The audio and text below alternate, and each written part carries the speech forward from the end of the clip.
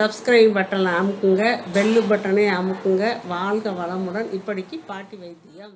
வணக்கம்ப்பா, உங்க பாட்டி பேசுறேன். இப்போ நான் உங்களுக்கு கொண்டக்கல்லையும் முருங்கைக்காயும் போட்டு காரக்குழம்பு வச்சு காட்ட போறேன்ப்பா. இந்த கொண்டக்கல்லையும் முருங்கை பெருசா இருந்ததுனால ஒரே ஒரு முருங்கைக்காய் தான் நல்லா பெருசா இருந்ததுனால ரெண்டையும் சேர்த்து வேக வச்சு அதுக்கு வேணுங்கிற உப்பை போட்டு 2 விசில் வச்சு இறக்கி வச்சுட்டப்பா. வெந்து போச்சுருப்பாது. இப்போ அதுக்கு 100 கிராம் சின்ன வெங்காயம், ஒரு 2 சில்லு, இவ்வளவு 2 சில்லு தேங்காய் சில்லு நறுக்கி வச்சிருக்கேன். இது இந்த வெங்காயம் தாளிக்கிறதுக்கு பொடியா நறுக்கி தாளிப்பேன். இந்த எலுமிச்சம்பழம் அளவு புளிய ஊற வச்சு கரைச்சி வச்சிருக்கேன். உங்ககிட்ட காட்டுறதுக்காக இங்க நான் வச்சிருக்கேன். இது குழம்பு பொடி 3 ஸ்பூன் போட்டிருக்கேன். இது மஞ்சப்பொடி மேலாக ஒரு 1/4 டீஸ்பூன் தான் வச்சிருக்கேன் பாருங்க. மஞ்சப்பொடி ஏற்கனவே குழம்பு பொடியிலேயே மஞ்சப்பொடி இருக்கு, மஞ்சள் இருக்கு, இருந்தாலும் நான் தனியா கொஞ்சம் மஞ்சப்பொடி போட்டு வச்சிருக்கேன். ஒரே ஒரு பெரிய தக்காளியை நறுக்கி வச்சிருக்கேன். தாளிக்கிறதுக்கு கடுகு, உளுந்து, கருவேப்பிலை எடுத்து நான் தாளிப்பேன். இப்ப பாருங்க எப்படி குழம்பு வைக்கலான்னு. அடுப்பு பற்ற வச்சுப்பா. இந்த கரைச்சி வச்ச புளி தண்ணிய ஊத்துறேன். இந்த தக்காளி பழத்தை போட்டாச்சுப்பா. இந்த மிளகா பொடிய போட்டாச்சு. குழம்பு பொடி, மிளகா பொடி இல்ல, குழம்பு பொடி நான் தயாரிச்சு வச்சிருக்கேன்ல அந்த பொடி. இதை நல்லா கலக்கிடுவோம். கலங்கிருச்சுப்பா. இது அடுப்புல இருக்கட்டும். இப்ப நம்ம இதை அரைச்சுக்கலாம். இந்த வெங்காயத்தையும் இந்த தேங்காயம் போட்டு நல்லா நைஸா நம்ம அரைச்சுக்கணும். முதல் ட்ரையா அரைச்சுட்டு அப்புறம் தண்ணியை ஊற்றி அரைப்பேன். தண்ணியை ஊற்றியா கூட அரைச்சிடலாம். இப்ப இத வெங்காயம் தேங்காய நல்லா அரைச்சாச்சுப்பா. இந்த குழம்பு கொதி வரப்போது நம்ம இதுல போட்டுடலாம். இத கழுவி ஊத்திக்கலாம் கொஞ்சம்.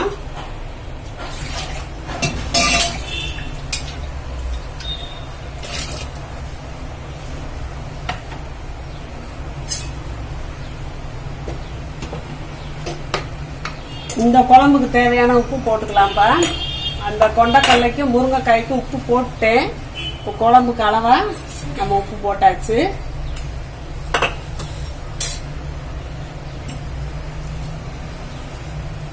இந்த வேக வச்ச முருங்கைக்காயும் கொண்டக்கல்லையும் குழம்புல போடுறோம்.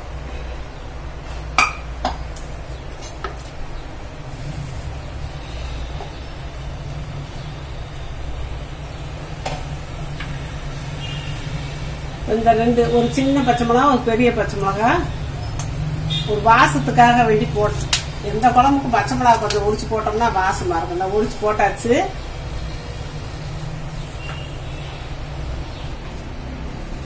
இதை மூடி வச்சிருவோம்ப்பா, கொதிக்கட்டும். இப்ப எடுத்து வச்ச சின்ன வெங்காயத்தை பொடியை நம்ம கட் பண்ணிக்கலாம்ப்பா. தாளிக்க சின்ன வெங்காயம் போட்டு தாளிச்சா நல்லா டேஸ்டா இருக்கும். குழம்பெல்லாம் காஞ்ச பிறகு லாஸ்டா நம்ம சின்ன வெங்காயம் போட்டு நம்ம தாளிச்சுக்கலாம்.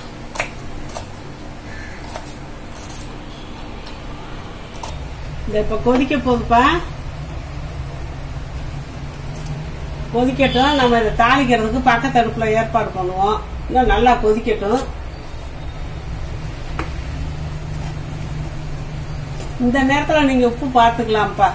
உப்பு பார்த்து கரெக்டா இருந்தா விட்டுருங்க. இல்லாட்டி இன்னும் கொஞ்சம் போடுறதா போடுங்க, போதும்னா விட்டுருங்க.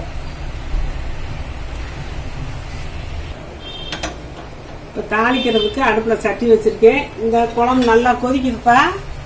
இது ரொம்ப நேரம் கொதிக்கலாம் அவசியம் இல்ல. இந்த தக்காளி வெந்தா போதும், அந்த அளவுக்கு வெந்தா போதும். இந்த எல்லாம் காய், இது கொண்டக்கல்ல எல்லாம் வெந்துருச்சு. இது பாட்டுல கொதிக்கட்டும், நம்ம தாளிச்சிடலாம். எண்ணெய் 1 ஸ்பூன் அளவு போடலாம்ப்பா.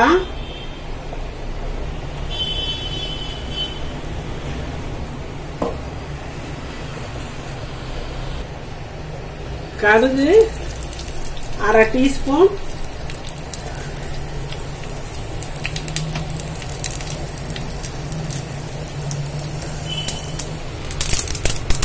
கடுகு வெடிச்சிருச்சுப்பா. உளுந்த பருப்பு 1/2 டீஸ்பூன் போட்டாச்சு.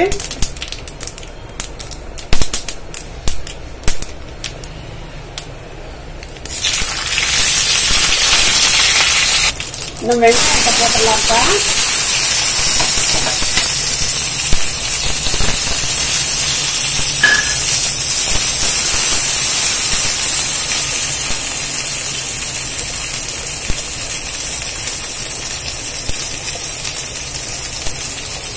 கருவேப்பிலையும் போட்டலாம். வெங்காயம் நல்லா செவந்த வெங்காயம் நல்லா இருக்கும், வாசமா தாளிக்கும் போது செவப்பா வேகணும்.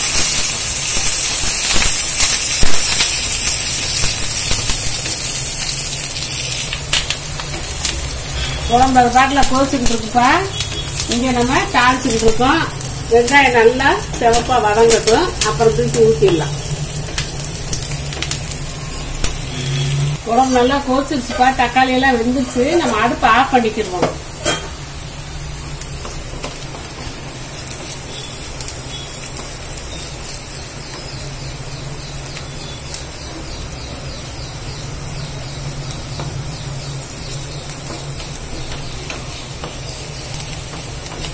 வெங்காயம் நல்லா செவந்து வெந்துருச்சுப்பா. இப்ப அடுப்பு ஆஃப் பண்ணிட்டு நம்ம தாளிச்சிருவோம்.